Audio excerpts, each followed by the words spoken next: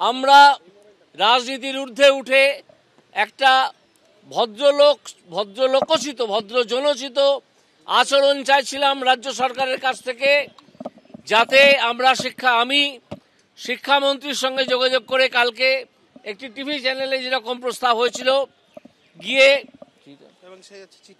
সেই চিঠি আমি তৈরি করে বাড়ি থেকে এনেছিলাম। কিন্তু আজকে রাজ্য সরকার যে অসহিষ্ণুতা দেখিয়েছে, টিচারদের ওপর যেভাবে নৃশংসভাবে লাঠিপেটা করা হয়েছে কসবায় এবং বিভিন্ন জায়গায়, এবং গন্ডগোল শুরু হয়েছে বারাসাতে, এই যে খবর আমরা মিটিং করে বেরোনোর সময় পেলাম, তার পরিপ্রেক্ষিতে আমরা মনে করছি যে আর এই ভদ্রজনোচিত আচরণ করে কোনো লাভ নেই।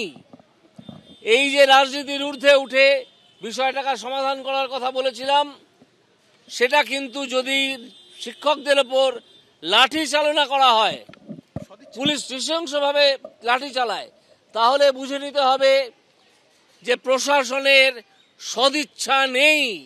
যে সদিচ্ছা আমরা দেখিয়েছিলাম সেই সদিচ্ছার ভয়ঙ্কর অভাব বা তার একেবারে অনুপস্থিতি।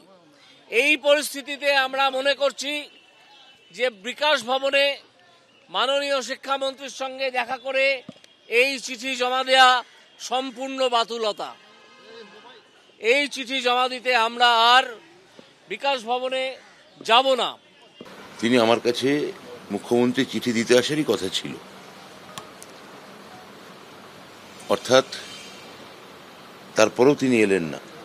মানে আমার একটা লোককবিতার পংক্তি মনে পড়ছে, লোকগানের, তুমি সর্প হয়ে দংশন করো, ওঝা হয়ে ছাড়ো। মুখ্যমন্ত্রীর কাছে উনিই বলেছিলেন আসবেন, মুখ্যমন্ত্রীকে চিঠি দেবেন আমার মাধ্যমে, মুখ্যমন্ত্রীর কাছে এটার একটা বিচার চাইবেন, তারপর উনি ব্যাক আউট করলেন। এবং এই যুক্তিটা কোনো যুক্তি হতে পারে না, যে যুক্তি উনি বলছেন। শিক্ষা দপ্তর পুলিশ প্রশাসনের সঙ্গে কোনোভাবে যুক্ত নয়। ফলে উনি আমার সঙ্গে দেখা করে, এবং ওনারই দেওয়া সময় আমি সেই সময় বসেছিলাম, তো উনি এলেন না। ওনার এটা ব্যাপার, উনি দলীয়ভাবে কোনো বিপদে পড়লেন কিনা, দলীয় কোনো প্রতিবন্ধকতা তৈরি হলো কিনা, দল ওকে বারণ করলো কিনা, পরে এই ক্ষেত্রে ওনার কোনো অসুবিধা হবে কিনা, এটা উনিই বলতে পারবেন। কিন্তু আমরা ওনার জন্য হাত বাড়িয়ে বসেছিলাম। আমি যখন সিদ্ধার্থ মজুমদারের সঙ্গে কথা বলছিলাম, আমি এবং কৌস্তব বাগচি, যিনি আমার পাশেই বসে আছেন, তখনও কিন্তু আমরা জানতাম না যে পুলিশ এরকম নৃশংসভাবে লাথি মেরেছে, লাঠি চালিয়েছে একদল শিক্ষকের ওপর কসবাতে। এবার যখন মিটিং প্রায় শেষ, তখন ওর কাছে একটি ফোন আসে কসবার একজন, যারা ওখানে বিক্ষোভ দেখাচ্ছিলেন তাদের কাছ থেকে, যে তিনি কিছুটা বিবরণ দেন ওকে। সেটা শুনে আমরা ভাবতে থাকি যে এরপরে আমরা এখানে আবার শান্তি প্রস্তাব নিয়ে গিয়ে কী করব।